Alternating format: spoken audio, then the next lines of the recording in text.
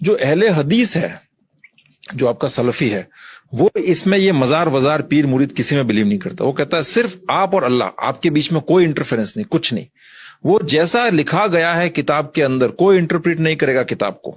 جیسا کتاب کے اندر لکھا گیا اس کو لٹرل فالو کرتے ہیں. اس کو مطلب کتاب اس پر لکھا ہے کہ اس آدمی کے اوپر تھوکنا ہے تو آپ کو تھوکنا ہے.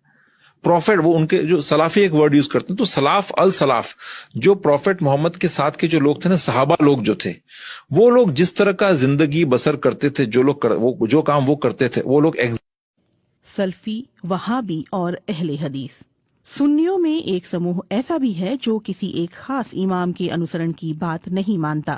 ان کا کہنا ہے کہ شریعت کو سمجھنے اور اس کا صحیح ڈھنگ سے پالن کرنے کے لیے سیدھے قرآن اور حدیث یعنی پیغمبر محمد کے کہے ہوئے شبد کا ادھین کرنا چاہیے. اسی سمدائے کو سلفی اور اہل حدیث اور وہابی آدی کے نام سے جانا جاتا ہے. یہ سمپردائے 4 اماموں کے گیان، ان کے شودھ ادھین اور ان کے ساہتیہ کی قدر کرتا ہے. لیکن اس کا کہنا ہے کہ ان اماموں میں سے کسی ایک کا انوسرن انیواریہ نہیں ہے. ان کی جو باتیں قرآن اور حدیث کے انوسار ہیں اس پر عمل تو صحیح ہے، لیکن کسی بھی وواداسپد چیز میں انتم فیصلہ قرآن اور حدیث کا ماننا چاہیے. بلکہ بعض میں آپ سے کہوں کہ اہل حدیث کے عالم ہمارے پاس آئے، تقریر کر کے گئے، اس میں شیعہ نے بھی تقریر کی، باقی مسالک نے بھی کی، لیکن مدح اہل بیت میں جو گہری باتیں اور جو بڑی باتیں اہل حدیث کے عالم نے کی وہ کسی اور نے نہیں کی. اور میں خود حیران. مولانا صاحب، اہل حدیث کی تعداد ہمارے شہر میں بڑھ رہی ہے، اس کی کیا وجہ ہے؟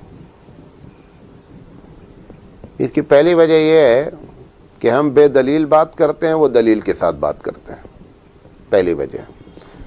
ہمارے ہاں مدارس میں ہم کو فقہ پڑھائی جاتی ہے اور حدیث سے دلیل نہیں دی جاتی ہے. یہ بنیادی وجہ ہے. سر، اہل حدیث جس طرح نبی الاسلام کو مانتے ہیں نا، اس طرح اور کوئی نہیں مانتا. کیونکہ آپ لوگوں نے تو لوگوں کے بنائے ہوئے امام بنائے ہوئے ہیں. اہل حدیث نے اس کو امام مانا ہوا ہے جس کو اللہ نے امام بنایا ہے. ما ضل صاحبکم وما غوی. اہل حدیث کی آپ کے بزرگوں سے کوئی دشمنی نہیں ہے. وہ جو کچھ کہتے ہیں نبی الاسلام کی محبت میں کہتے ہیں. آپ ذرا ان کے قریب ہوں، آپ کو پتہ چلے گا کہ اہل حدیث نے نبی الاسلام کو صحیح مانا ہے. باقی تو صرف نام کے ہی مان رہے ہیں. ٹھیک.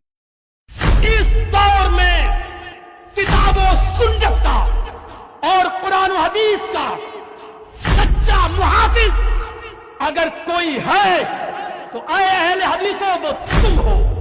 کعبے کے رب کی قسم، کتاب و سنت کے سچے علمبردار اگر کوئی ہے تو وہ تم ہو. نبی اکرم کی دعوت کے سچے محافظ اگر کوئی ہو تو تم ہو.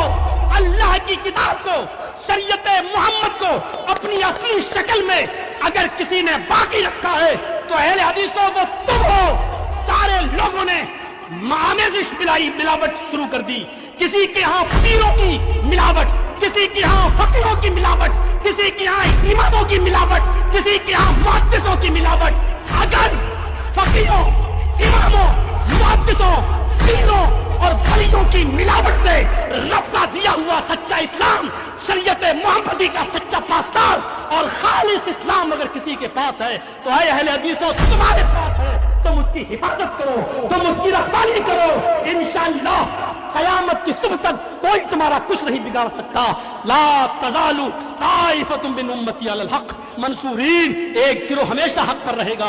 لا یضرهم من خالفهم. کوئی بھی مخالف قیامت کی صبح تک ان کا کوئی کچھ نہیں کر سکتا. کہ میری امت کا ایک گروہ ہمیشہ حق کے اوپر رہے گا. ایک گروہ، لا تزال طائفۃ، ایک گروہ میری امت کا ہمیشہ حق کے اوپر رہے گا. اسے رسوا کرنے والے قطعاً اس کو تکلیف نہیں پہنچا سکتے یہاں تک کہ قیامت آ جائے.